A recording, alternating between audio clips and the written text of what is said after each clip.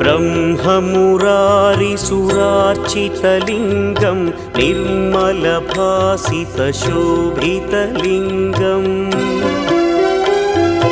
जन्मजदुःखविनाशकलिङ्गं तत्प्रणमामि सदा शिवलिङ्गम् देवमुनिप्रवरार्चितलिङ्गं कामदहन करुणाकरलिङ्गम् रावणदर्पविनाशकलिङ्गं तत्प्रणमामि सदा शिवलिङ्गम्